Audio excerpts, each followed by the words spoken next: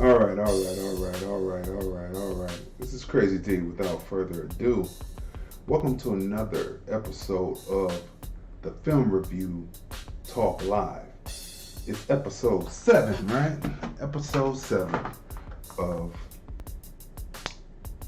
the Film Review Talk Live with your host, yours truly, Crazy D.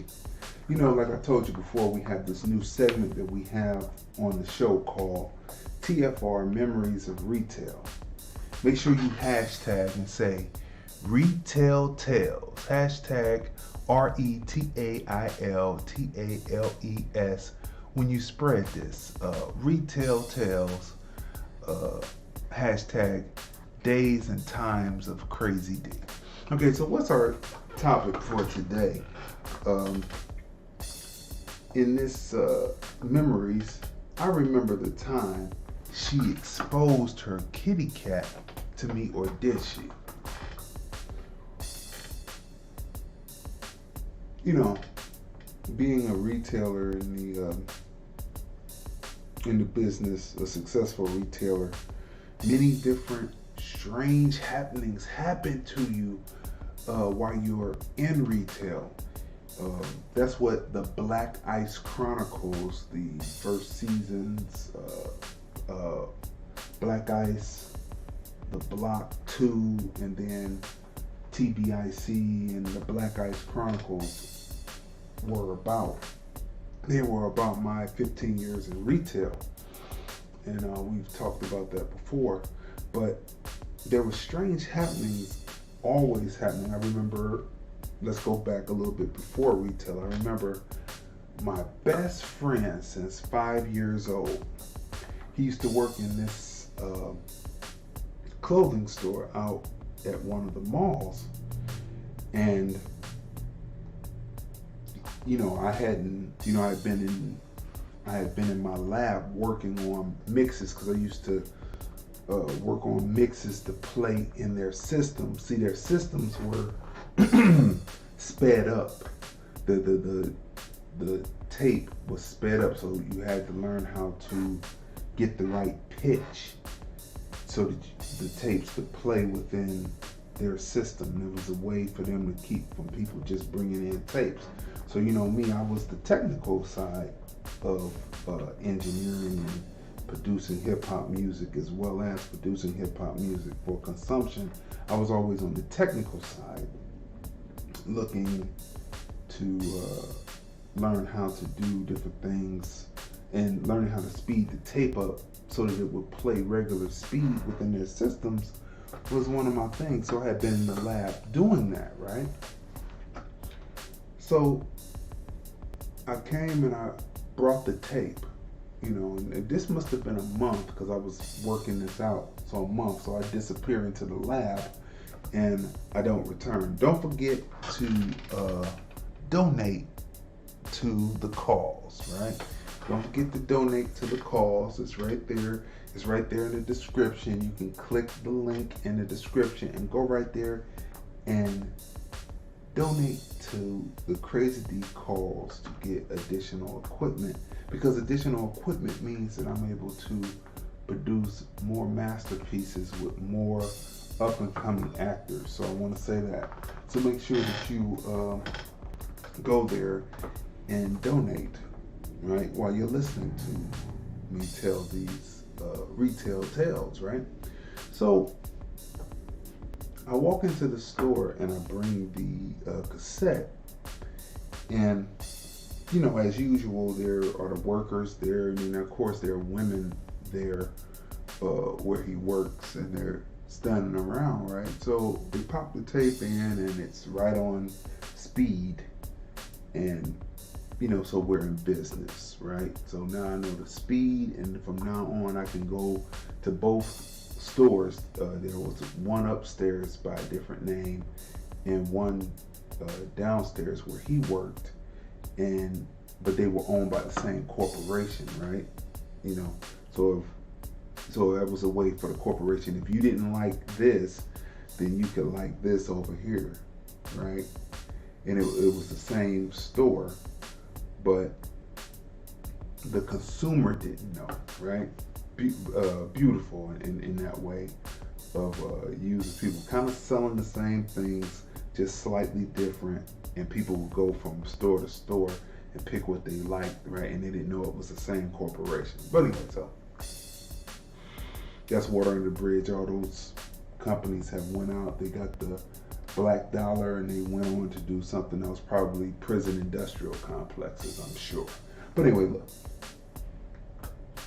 So I walk in, tape is copacetic, and so he introduces me to this young lady and says this is his new girlfriend. Now, you know, like I said, I had been off for a month. I had been out the loop for a month working on learning the speed count on this tape, right? On their cassettes, right? And then and because of the sped up, you could condense and put 3 or 4 mixes on one cassette because of the speed up, right? Okay. So he introduces me to this young lady, and he says this is his girlfriend. I used to wear the the thin black bands on my wrist, like I wear the bands now. Like I have Forgotten Soldiers gear band still on because I represent for my people. Rest in peace, Sharon Harrell, TC's Barbecue Crib. I have that on, and then I have Lost Judah Fitness on. You know, so I wear bands. Now I wear bands on both hands, but I was wearing bands on just my right arm, the thin black bands from the 90s, right? You know, that was the style, and I wore them, right? Instead of wearing jewelry, because I was a pro-black dude. So it's like, instead of wearing jewelry, I wore the bands, right? Kind of like what I do today. Though I do have that crazy thing. Well, we've talked about that, so we don't have to go any further with that. Okay, so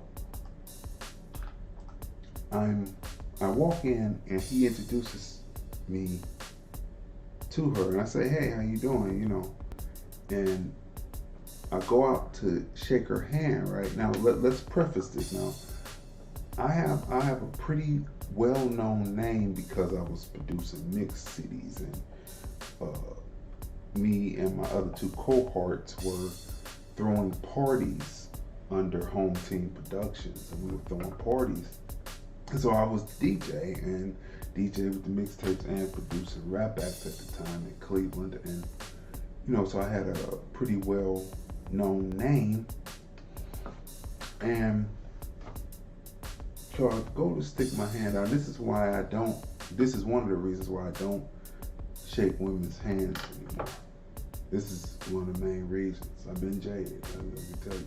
So I go to stick my hand out to shake her hand, and she grabs my hand, but then she grabs my arm, and she starts talking about the bracelets on my arm. And she's like, "Oh, these bracelets. Oh, these bracelets." And she's pulling on the bracelets, and I'm like, you know, I've never been a dude that's on the make or on the take, right? Because I was in a relationship with the same woman that I am married to today. So I was never on the make or the take, right? So I'm looking over at him like, get your girl, this is supposed to be your girl, right? And so you never know who is watching you. That's very important to this story, because that story connects to the story that happens during my retail years, right? So I'm like, get your girl, right? And then so once she saw that I wasn't taking the bait or wasn't, you know, oh baby and all that, she stopped, and she came to her senses, and you could see it on her face that she came to her senses. And she looked back and she realized that she had done this foolishness, right? So she had done this foolishness, and she was looking back at him, and then pause that story right there, because we can fast forward a little bit in time, and he wasn't with her because of her stunt right there. Like, he proclaimed you to be his girlfriend, and then you're on his best friend. Like, like grabbing all over his arm and grabbing on the bracelets, talking about, ooh, these bracelets. Like, I don't know what that was about, but she was, you know, riding a little bit too heavy, and so, like I said, that was a over situation. All right. So, like I said, you never know who is watching you, right? So there was a young lady that was working in there, right?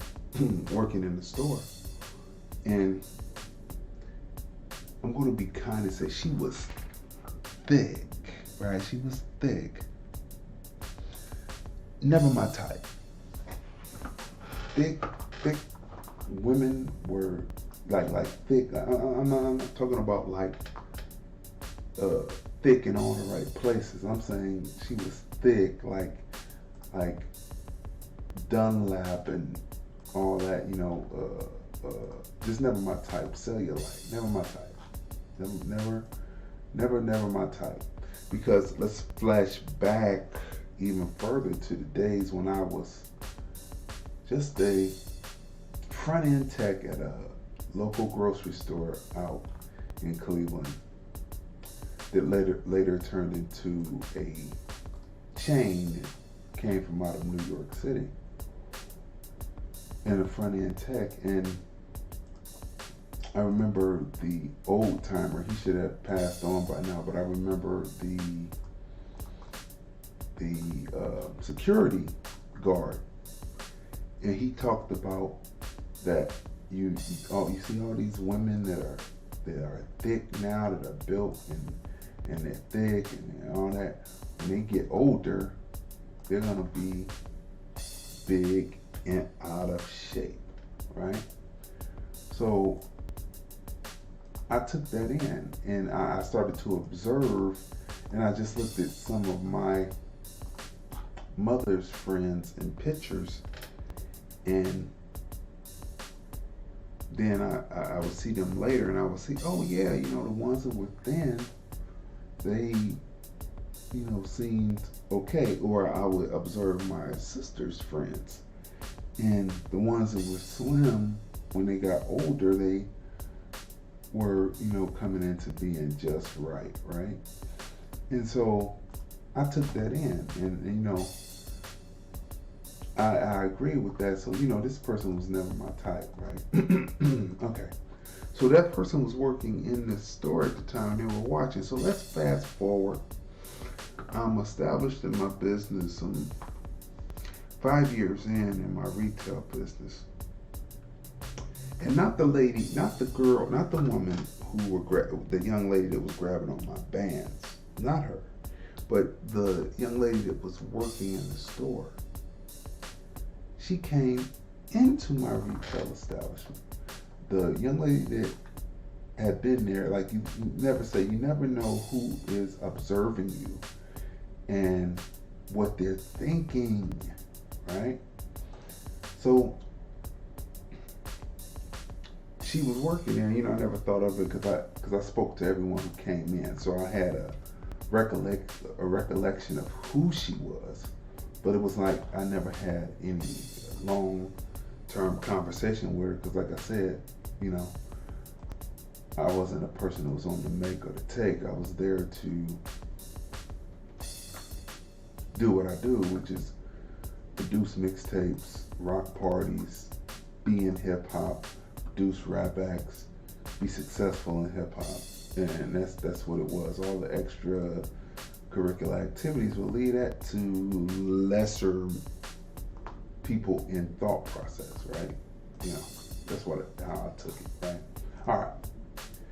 So she comes in, and she's, of course, like I said, she was thick then, but she was thicker, to be kind, later as she walked into my store. So I said, hey, how you doing? What you looking for?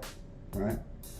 So she said, well, I'm looking for this cassette, right? Now, when I came into the retail business of owning a record store that later turned into a CD DVD store, for me, cassettes, CDs, and vinyl were still in, right? 8-track tapes, I wasn't in that period, right? So I come in in the 90s. And so cassettes, vinyl, and CDs are it. And then it's VHS at the time, but then later it turns to DVD.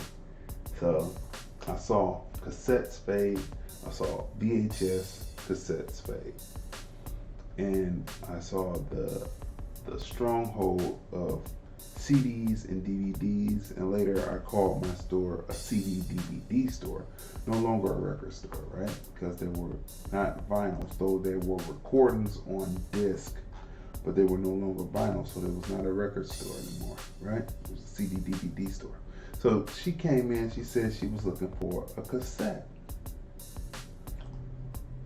So I say, oh, okay. So I come around the counter, and the woman puts her hands up on the counter, because I had a high counter, for protection. I had a high counter. And she puts her hands on the counter and she squats down, right? So as I'm going down to get the cassette, all I see is inner thigh, dark rub, and I don't know if she had on panties or not, because her stomach Dunlap over her pelvis. It was Dunlap. It was Dunlap. It was over the pelvis, but she was spreading wide, trying to let me see her kitty cat. So she tried to expose her kitty cat to me, and maybe she thought that she had from her vantage point, but from my vantage point, all I saw was thick thigh with dark rub on the inner thigh, and her stomach dunlapping over the area that, if it had been a woman with a slim waist, well, all of that would have been exposed, but it wasn't. And so I grabbed the table and said, okay, I got that. Now for people who are familiar with Lordland Theater, that's right, people who are familiar with Lordland Theater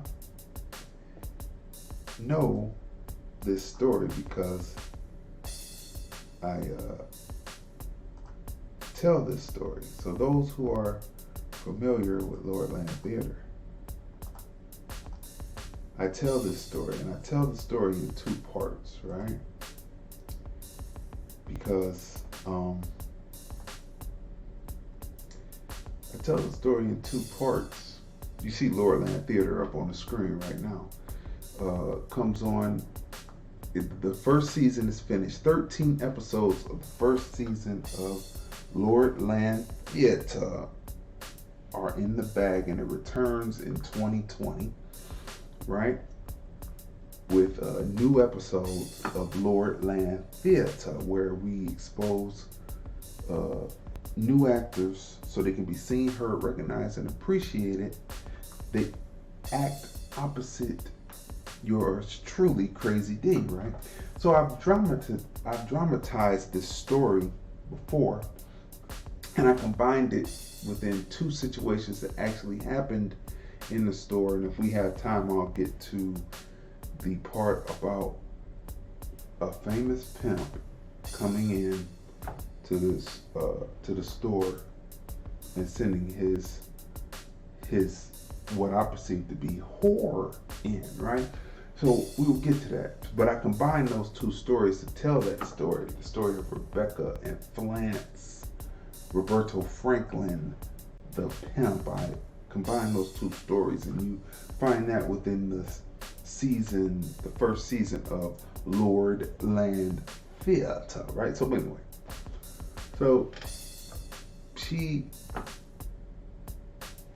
exposed her kitty cat to me, or did she? Not really. From her perspective, she probably did, because the air was there, and it was probably funky, and the air was there, so she probably felt like she was giving me a full gap, of it. But in actuality, from my perspective, all I saw was, like I said, thick cellulite thigh, dark rub from her inner thigh rubbing together, and Dunlap. Her belly Dunlapped over what would have, again, been there if it was a woman with a slim waist. Everything would have been exposed, but it was not exposed, and what I saw was horrifying. So I automatically came out, I got it. So her look on her face as she was coming down the counter to pay for her item was like she had shown me something that would make me be interested in hitting it. Well, guess what, people? I was by no means interested in hitting it. And so she paid for her cassette, and then she departed. It's been strange occurrences like that, which makes me question Me Too and the Me Too movement and the Enough movement today. It makes me question it because it makes it seem like, when will women be considered adults? We were adults, and had that gone differently, could now, these so many years later, could she have said, well, I walked in there and he Me Too'd me? You see what I'm saying? So all of that, comes to mind. Did you hear about the movie that Apple TV did? They're debuting in January 2020. Not a plug, but I have to say it to tell the story, because I could care less. I'm not on there, so I could care less if they're doing it, right? So it's a film called The Banker, right? So Apple canceled The Banker because of sexual abuse claims on the son, right? So the story is about a banker, right? Who, well, actually, he's a retail, realtor. He's building his realty business in the Jim Crow South, right? So he's building it in the Jim Crow South, or during Jim Crow, right? And he employs the services of a white man to be the front face of the business, kind of like what the Koreans or the Vietnamese or the Arabs do. They get a black face to be in there to make it smoother for their transition while they're selling hair or having a bodega or whatever in the black community. They might have a black person working there, and then after they feel that they have the hang of it, they no longer need that black person, and they drop off. But then something happens, and then they start getting back to their real nature of get your thing, go, and then different things happen, right? So Anthony Mackie portrays Bernard Garrett, right? Bernard Garrett and Joe Morris, portrayed by Samuel L. Jackson, they have a business where they're acquiring land, right? This is during segregation in Jim Crow, and they're gathering land, and they come up with an idea, from what I can tell from the trailer, that they want to open up a bank and have the first black bank. But there's a problem, because there is racism, segregation, Jim Crow, prejudice.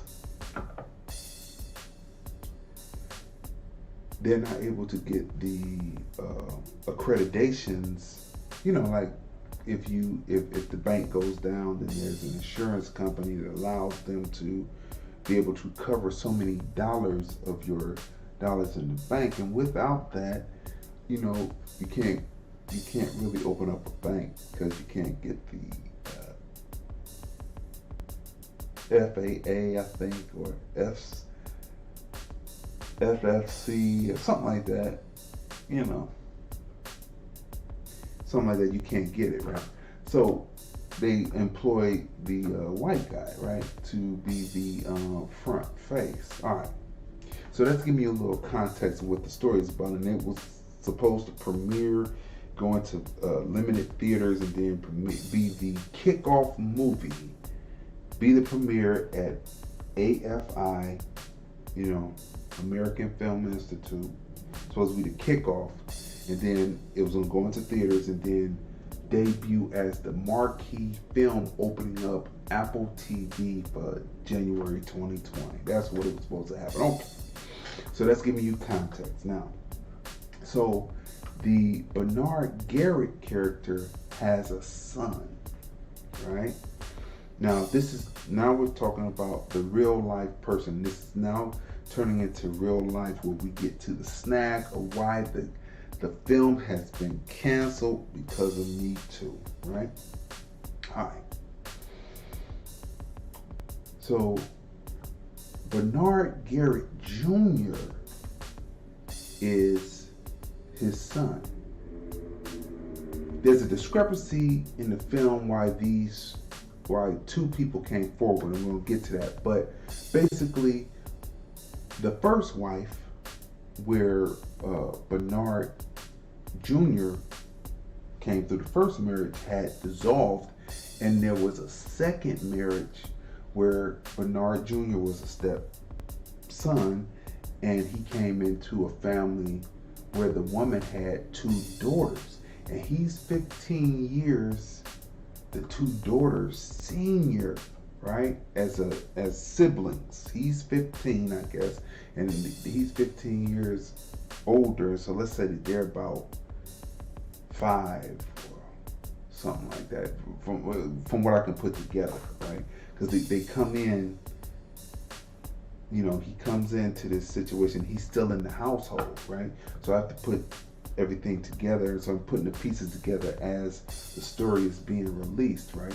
So he's 15 years their senior, right? Right? And so let's say he's 15 and they're 5. Let's just say that from what I can put together, context, right? So these two women come forward and they say that this man was sexually abusing them. Again, he's 15 and they're 5, right? Putting the age together, because he's still living in the household.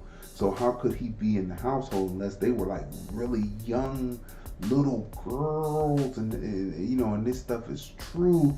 This stuff is true. It's really pervy and really out there, right? So they come forward, they go to the execs, right? And no matter what they did it for, it's disgusting. If what they said was true, it's disgusting, right? And I'm gonna go on and preface let me preface this by saying that is why when a person is like around 14, 15, that's either way. A young girl or a young boy, their hormones start to go. And when will we become more sophisticated about sex and sexuality? When will we become more sophisticated about it and say that we have to protect our sons and we have to protect our daughters? Like when people get to a certain age, their hormones are running. And I remember my mother said, you're not going out there to play with those older boys because their hormones are around that age. My mother was just laced with knowledge, right? She said their hormones are going, and so they try to just what they call, what I'm calling now, I'm just going to call it soft targets. They go after soft targets, so they will go after somebody younger, and it doesn't matter because they just want to push into something to experiment. There it is, clear. Now my mother told me that, and she said, nope, so you won't be doing that anytime soon. Okay, right. And I'm so glad I didn't, because there were young men in the neighborhood that you knew had been violated. Later, this is in hindsight. You look at them and say they were hanging around the young boys, the older boys, and they were probably bullied upon. And while they were bullied upon, some of those dudes who had raging hormones that would say they would say they are not gay, pushed into these little kids. And this is facts, son. Because you can see the people who were around and who were violated, right? And so when a person's hormones are raging, if they don't have it under control, if they haven't had a parent that talks it out with them, let them know that this is what's going to be happening around, they find whatever the target, whatever, they wouldn't consider it being a predator, but it's predator type action. They try to find the soft target, right? And the soft target is someone that's in the household.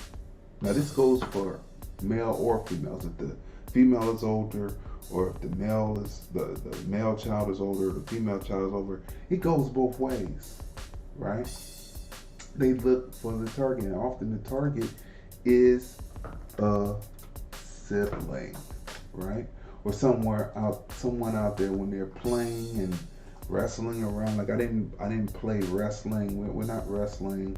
You were supposed to be cool, and they don't need for us to wrestle, right? We didn't play that. And so wrestling around or playing football, and then they bully and then try to take advantage, right? This is facts of what's going on. So, but anyway, so back to this story about Bernard Jr. So Bernard Jr. So his two step siblings, because they were step siblings, go to the movie execs, go to Apple and say, look, you purchased this film, but this is what's happening.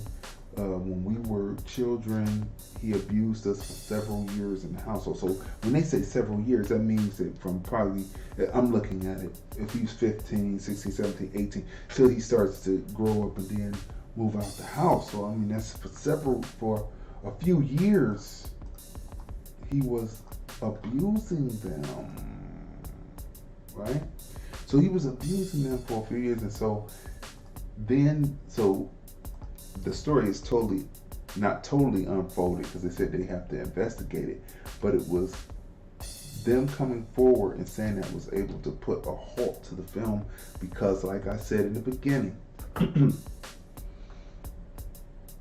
myself just looking at it and reading and interpreting it, to me, they came forward because their mother, where the father got most of the success, the mother that was Bernard Jr. was the offspring of the father. Bernard Sr. had divorced her, and all the success came with the second wife. But because Bernard Jr. was executive producer and was telling the story from his point of view, the second wife was left out, which left out that particular dynamic of the household, and there we are. And so not only were they, by their account, being abused, but they were also being written out of the history. And I guess people people don't like to be left out of history uh, at any time, as history is being told. They don't want to be left out of history, right? So I can see that, right? Where they wouldn't want to be left out of history, and so they come forward. So it's multiple reasons why anybody does. Anybody who writes scripts knows that the character has a backstory, and there's multiple reasons why a character moves the way it moves. It's not just cut and dry. The character, male or female, don't just move for one reason. They move for multiple reasons within their mental makeup. And so this is what's happening by my opinion about these two ladies. First they believed that they were sexually abused by him for many years, for a few years, get the words right. And two, he's writing them out the history, writing the mother that gave the strength, helped to further the backbone of the man to even go out and hatch a scheme where you would use a white man as the front to be able to have a successful business during segregation and all that, right? Okay. So here's my thought on it, which leads back to the story of the young lady coming into my store. She's in her 20s, she's grown, she drops down and does all this. I don't know one person that hasn't been touched. Come to find out. You can look at this. I don't know anyone that hasn't been touched when they were children. It appears it's really a weird society and a weird dynamic, right?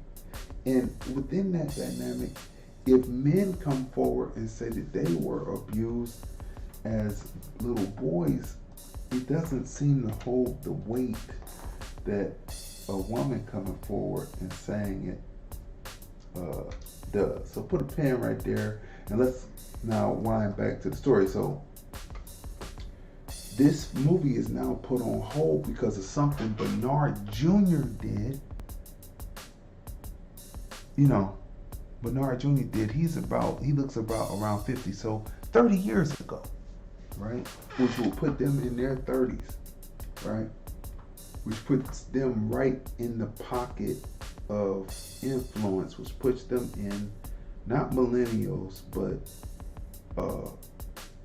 Zers, right? It puts them right there into the Zers. See how time moves, and it's strange when you look at ages, and they were 5 then, they're 30 now. He was 15 then, he's 50 now. See how that churns, right? Or I'm saying 35. Let's say 35 years ago, right? They were 5. They'll make them 40 and make him 50, right? See how time moves, how it moves, how that was double digits term, right? So here we are. We're in this situation and we're looking at it, and it's rather disgusting, but my question to it, I'm going to pin it right there and get back to the story of being in the retail establishment. What would have happened if it had been a Caucasian man that had done it? They, in most of my opinion, like what they're doing in most of the cases of Me Too, they seem to be getting all of the black guys, but the Caucasians seem to be getting off, let back into the society, but they're locking up or discrediting the black people. And this situation could have been ironed out slightly differently, because obviously they came forward. To me, just my opinion, they came forward to also get some money, right? But you can't get any money on anything that hasn't come out yet. Maybe you could have wrote your story and got your story casted about and done after this movie came out, and that probably would have been smarter, and then you would have been helping Me Too more. But again, it's just an example of destroying uh, black identity and black credibility, right? That's what it is. So put a pin right there, take that how you will, but that's what it looks like to me. Is it's really strange. It's just strange the way it is, right? Alright. So fast forward back now. I could say, oh well, this young lady who squatted down, who was wide gapped open, thinking that she had shown me something. I could say, well, she was abused in, probably as a kid, and this is how she shows her sexuality, and this is how she usually gets it popping with other dudes that didn't have back then they didn't call it that, but operating on a higher frequency, right? I could say that, but then what? Not being abused? I was abused. I was abused. I was abused. I was abused that day by having to see her squatting down with the brown rub, with the Dunlap over the area. I was abused. I was abused. But nobody would care about me being abused. Now, what that? I was abused. I was abused. I was abused by somebody who had possibly been abused, right? I was abused. It was like, what's going on with my eyes? My eyes could have burned. Okay, so she gets the cassette and she leaves. Now, fast forward a few more years in the future, right? Because I had so many of these occurrences, and I had a background in photography, right? I said, these women are so willing to want to expose themselves. Why don't I put it to a good practical use and at the same time? Because when we were in elementary school, we were exposed to the Severance Hall, going to hear the Cleveland Orchestra. We were exposed to the ballet, Nutcracker. We were exposed to the History Museum, and we were exposed to the Art Museum, right? Now, Art Museum, you walk into the Art Museum in Cleveland and you see paintings of overweight white women, and it's considered art. And whenever I walked in there, if it was in the History Museum and they had paintings, or the Art Museum and they had paintings, never once did I ever see a depiction of black women as beautiful, right? Never saw that. Never saw that coming up. We had National Geographic that showed the African women in the bush exposing the bush. Okay, that's what we had, and that was cool. And they would be standing up there, and they would be shooting pubescent. I mean, like, this was supposed to be for archaeology, anthropology purposes, but they would be shooting pre-pubescent girls that were just starting to develop. But this is okay because it was supposed to be for anthropology and purposes, right? National Geographic.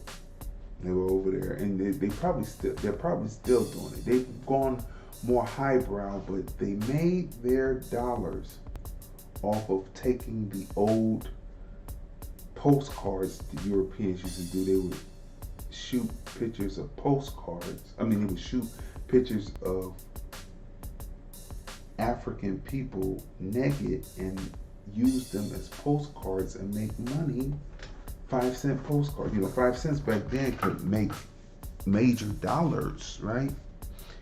So they used that concept, from what I can see, and turned it into, let's make this an anthropology thing, and we can show these pubescent girls totally naked in their native habitat. And to me, that was a way, anthropology, quote unquote, was a way to get away with pornography. Okay. Well, not really pornography, because pornography has to do with an erect penis and an open vagina, right? Much like what old girl was trying to expose to me in the store. She probably was funky down there, and she was probably gapped. When she gapped open, she was probably open, because usually women who would do something like that, they're probably open.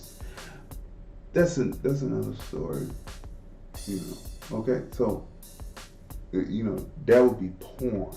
Open vagina or erect penis is porn.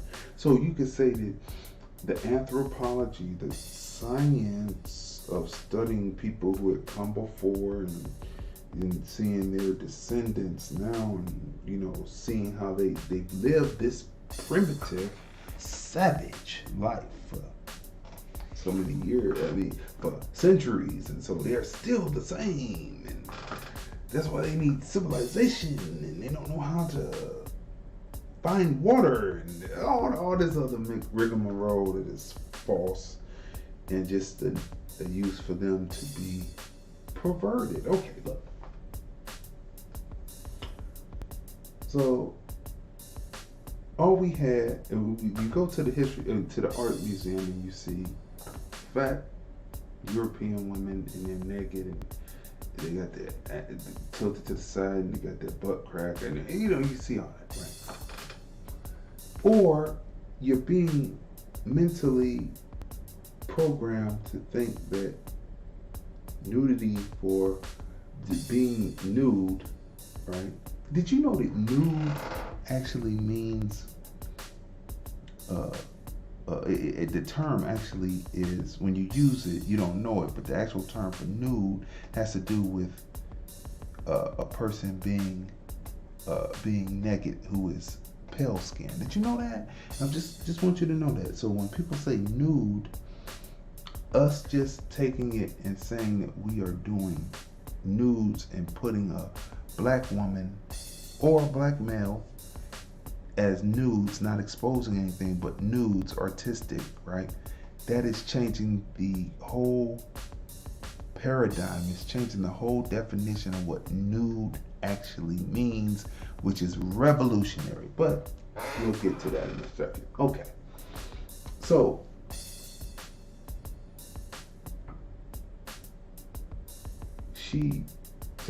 I said, let me put this to good use, because this is what we saw coming up in the 70s. This is what we saw. And then at the same time, we saw what was coined blaxploitation movies, where there was strong black male imagery and strong black women imagery. They were in on the move, right? So, you're sitting there and they're in on the move, right?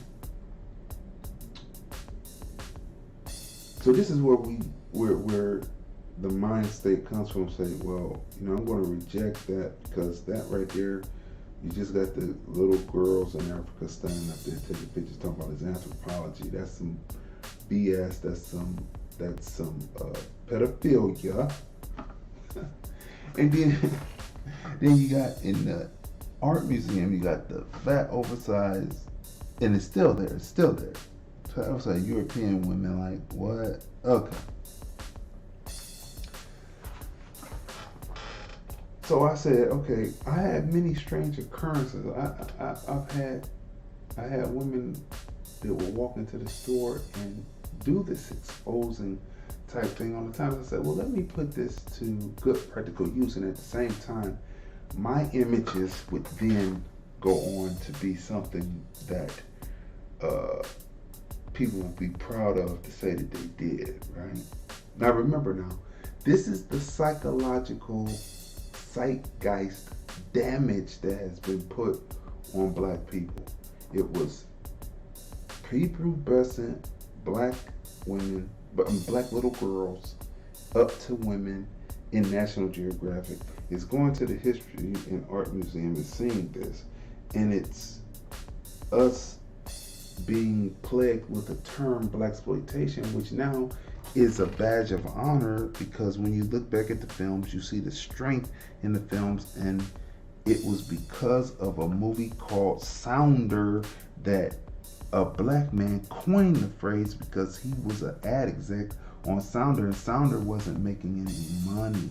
And so they came out, that's another time. You can watch the film review, Movies, Music, Culture, Politics, and Society, as we discussed that this Sunday, because we're talking about Fred Williamson and the strong black man archetype in his films, right? So we're going to be talking about that this Sunday, right? So this is what the psychological, and you include in everything else within the history of being one of the immigrants of this country that were brought against our will and have not been made whole because we were supposed to only be used to be property to build this country's wealth. But we are the immigrants that were brought here against our will that really need to be set whole because we made it possible for other immigrants to come here and have money to buy property to get free land, thus to make America so rich. And so we should be set whole. Okay. So you put all that in there, right? So I said, I've had these occurrences. And I said, let me put this to good use because I want to go on ahead and start to show and display women as black women as art, right? As like being in the art museum, right? So that one day that the art can be left behind and it can be in museums, right? So I began my trek into producing art, right? So I began my trek into producing art. And this is what I did. I produced art.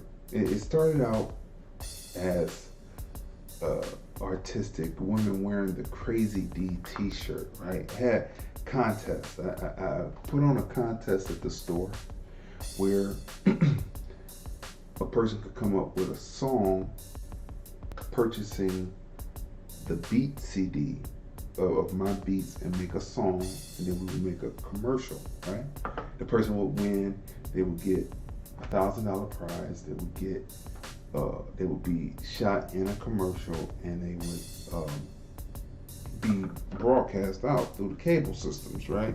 They had done it, right? So that was me giving back for those years that I was in retail, right? Now remember, this comes from off of what would be considered a negative going into a positive, right? So the same thing with the t-shirt. I came up with the contest. So the contest ran concurrently, and the person would come in, they would purchase the t-shirt, then they would go put it into design, and then they would be in the rap video about the store, about Crazy D's, about the t-shirt contest, and about the person, the MCs that won the contest, right? So these are the type of things that I did, right? But at the same time, I wanted it to be more artistic, right? It had to be more artistic because of what I had saw in the museums, right? So we had to begin to be more artistic, and bring forth images that would stand the test of time and people would look at them and say, wow, this is creative. So I did deal in artistic nudes. I did not deal in porn. But remember, I said that what we had been subject to, the psychological zeitgeist damage that we had been subject to, made people believe that anything that had to do with nudity, even if it didn't expose anything. Again, porn has to do with the erect penis and open vagina, right? Being stuck different places, or open mouth even, right? And, or you get my drift, right? That's what it has to do with. But because the person is nude, because of the psychological damage and the retardation of a people to keep them subjugated and oppressed, certain opinions or certain through lines have been put through, right, into the minds of people, so they can't see that their liberation comes from producing art at the highest level. So I produce art in photography at the highest level, and it represents black women as being beautiful in all facets, from face to figure study to everything except for open vagina. That's right. Because I figure, hey, these people out here, willing to come in and do this exposing, let's do this. So let's make this productive. Let's make this something where they can get the product and actually sell the product. Okay. So my work has to do with beauty of the black woman. Like I didn't shoot anything else. And with this, with these years of Me Too, it's no need to even shoot anything, because it's it's a detriment. But so this is very important. So what I would do was I started to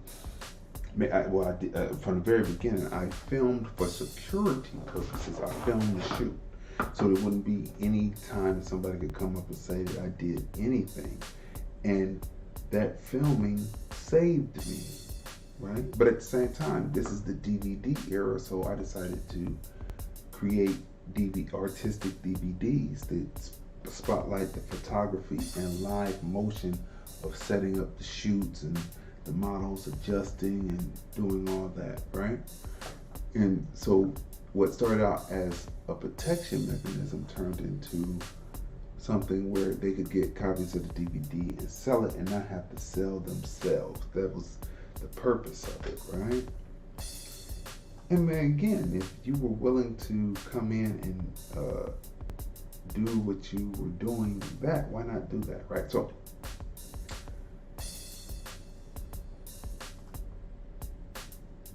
taking a negative and making a positive. Now, the bottom feeders came in, right? Males who saw it, who dealt with the lower nature, like they still dealt with like being a 15-year-old. We talked about that before. Rewind this piece and you'll get it. Dealing with being a 15-year-old, just wanting to touch something, right? I remember there was a DJ who I promoted his disc on a commercial, and I had shot the model that was on there, so it was called cross marketing, right? So I gave him the image on disc, and then when it came back, now he probably didn't know the way I moved my hand, and we won't go into how I move my hand because I move in silence, but I did move my hand after I found out about this treachery, right?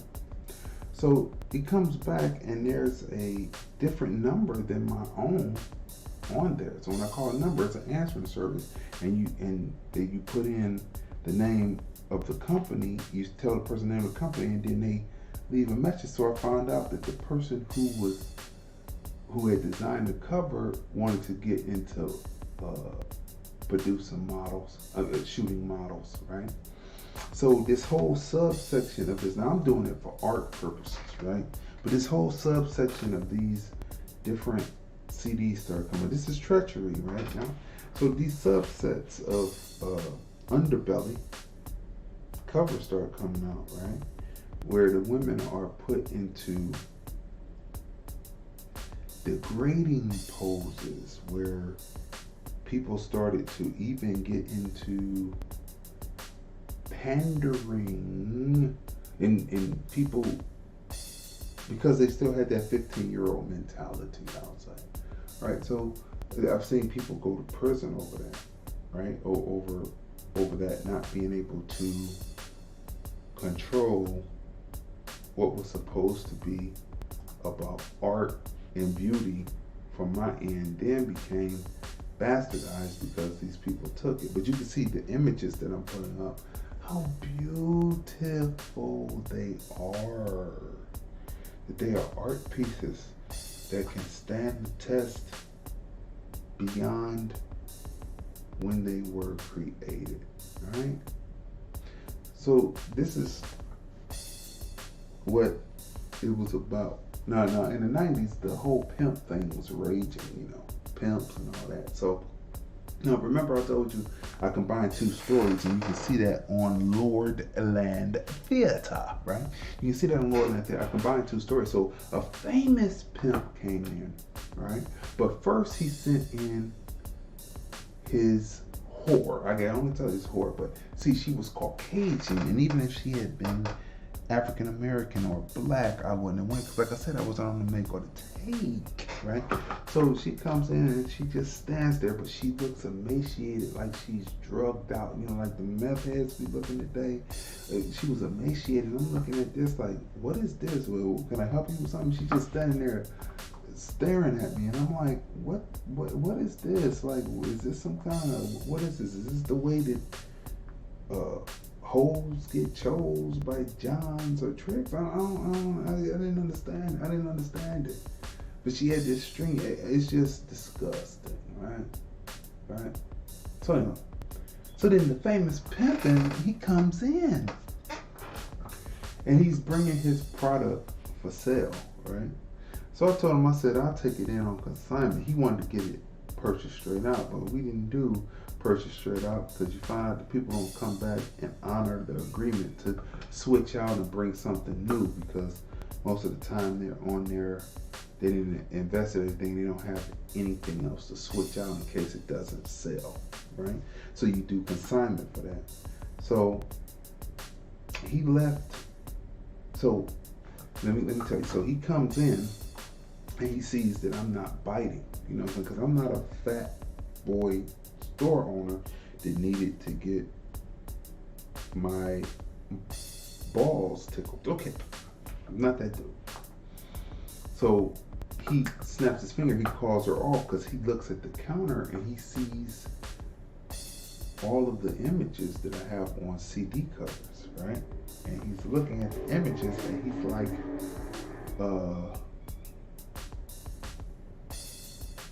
so he sees that this is not your average, right? This is a person that's producing his own line of products going right alongside the national product, right? So he calls off, so we talked it out, and he said, well, I can only do so many, and so he left it. And by the time he walked out of there, he was so discombobulated, because he looked at everything. He looked at the because everything in my, like, you can see it in the episodes that have to do with Inside Crazy D's Music Palace. You can see the counters and everything had to do with what I was doing, right? The posters with the women, you know what I'm saying, the advertisers, the CD covers, all that had to do with me when you walked in, right? So he looked at that, and at that time I was wearing my hair in two pony braids, and he looked at that, and all of that culminated into him calling her off, and he was still observing and looking at who I was, and he looked at me and saw that I would be much less of a simp, and if I was into the degrading game, I would be more of a butt. I was neither. I was just square producing my artistic work, right? So he, at the end of us talking and chatting, he was so discombobulated that he left his consignment sheet on the desk. I said, well, if he remembers, he'll come back and get it. I wasn't going to chase out there to give it to him, but he never did it, and his thing was never that good. But because of my presence inside of magazines like The Source and other magazines during that time, pimping across the U.S., pimping across the country. So I forget, he's passed on now. He contacted me, and then I was able to get those lines in for people who were interested in pimping. But so this goes to show you. And so I combine those two stories together in Lordland Theater, so you're able to see that the story of course, it's dramatized, right, and it's filling in some of the blanks, and so there's some of the blanks with thematic schemes, right? So you see the poor Rebecca, and it's combined with the girl who had the Dunlap. Of course, the girl who plays the part is Slim and not Dunlap, and it changes the story just slightly, and then you see the pimp come in, which is Flance Roberto Franklin, right?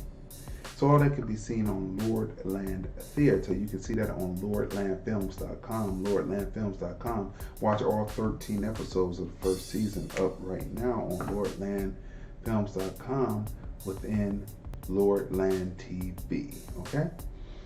So that goes to show, you know, as we go back through, that people can be abused, people, and people can continue the abuse, right? She tried to expose herself to me for whatever reason she thought she was getting. Now here's the kicker. A few years later, here she comes in with a young lady who I had shot a video for, I believe, right? They were looking for a manager, but I'm nobody's manager, and the father had come in because they had seen me on a commercial, and, you know, he wanted somebody to be her manager, and I said, I'm not no one's manager. Now, this was when she was younger, so then she comes in bringing this headshot and a bio. I guess she was coming in to let me know that she was now in management. Now, this person who did the squatting a few years ago, who was managing this person that had shot a video, or I recorded her or something, I forget, for that they had a beat and they needed the studio to record her, and I recorded her and shot the video, something like that, as I remember. And so she comes in with the headshot, the press kit and everything of this kid. I guess they must have told her that they tried to get me to be a manager a few years back, and it didn't happen because I'm no one's manager, right? And she came in with the headshot later. Now, this person who did the squatting, now, like I said, she squatted down. She didn't have any background in music. She had never produced anything. She had never worked with rap groups. She had never produced a video. She had never done any of that. But she was somehow going to be this person's manager. And all she had, the background was working, as far as I knew, in a retail clothing store. That she was just an employee and not an owner. That was like the blind leading the blind. And I see people, the blind leading the blind. If you can't do something for yourself, like I tell people, TFR never involves themselves with flops. I have a good keen eye and a good keen what they would call discernment to be able to look at what will be good and what isn't. Let me tell you this. If you have a video that you've had out for more than 4 months and you don't have 5,000 hits on it or better, that's a flop, right? Now take what we work with, the latest Canton Jones piece called So Glad I'm Saved, right? So Glad I'm Saved by Canton Jones is a masterpiece song. Doug Williams is on it. CSG is on it. Canton Jones opens up, is the lead on it, and then they have Brian Timms, who once played in Zapp, who uses the vocoder, who just brings the song to life with the vocoder, doing that Roger Troutman Zapp thing. You know what I'm saying? Doing that Roger Troutman Zapp thing. And he calls me one day and he says, I'm calling you because I need to shoot this part. Like, people are falling through. Like, I'm not the first choice, but by the time they get to me, I am the choice. I'm not the first choice often because of my stance. I have stance. I don't play around. I don't fool around. And most people are used to people playing around and fooling around. So when they meet somebody that's serious about what they do, they're often taken aback by it, right? So they're often taken aback by it. So I may not be the first choice, but when they come to me, I am the choice because I get it done. So I said, well, I just need to know certain particulars. You let me know that. Let me see that. So they sent me images and stuff. So we matched, right? And we shot B. Tim's portion in Las Vegas, Dropboxed it to Atlanta. They edited it in, and the video is beautiful. It's been out for just a month, and it has 16,000 plus hits already. 16,000 plus hits already. And it's only been out for a month, and it's just going to keep growing and growing. We do not deal in flops. Any person that I interview, I see the potential in them that they're going to blow. Any project that I work on that we know is going to be finished. See, I deal with people who are going to finish something because I deal in finished product that people are willing, who will love it because it will be seen, heard, recognized, appreciated, and they will be proud to show it because of that fact that it's just that good. So make sure that you get a chance to go see So Glad I'm Saved by Canton Jones. It's up on YouTube right now, and it's a masterpiece. Between the singing, the rapping, and the vocoder by B. Timms, it's incredible. And the camera work by yours truly, matching what they had done in Atlanta. So that's what we do, right? So looking at the situation and looking back on the art that I have produced and all of that, and the situations, taking a negative and making a positive. She tried to expose her kitty cat to me. Or did she? No, she didn't, because we just told you, right? We just told you what it is. So always remember, when you see Crazy D, when you see the film review, when you see that we deal on a higher frequency, because that's the only way that you should go, right? So this has been another great, robust episode of the Film Review Talk Live with your host, me, Crazy D. That's right. It's been another robust episode, right? And don't forget to watch Lord Land Theater. Lord Land Theater, right? Well, you can go there and watch the first 13 episodes. We come back again in 2020. And don't forget to subscribe to TV shows and films created by Crazy D. TV shows and films created by Crazy D. Subscribe to it and stay up on everything that we're doing, because we are here to make things happen, right? We are here to make things happen, right? And what I really want to show you is a couple of more pieces, right? You need to see these pieces so you can understand where we're coming from, right? Where I'm coming from as far as art is concerned. Before we close out, you have to see these pieces, right? These pieces are great.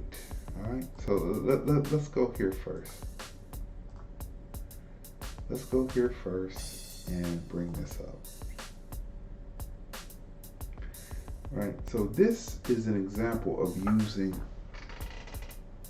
nude artistic photography and turning it into a banging cover for a banging product called Knocking Beats, right?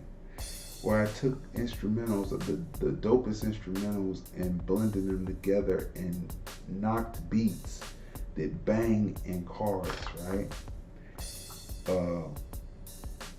Another example of work. Let's drop this down here.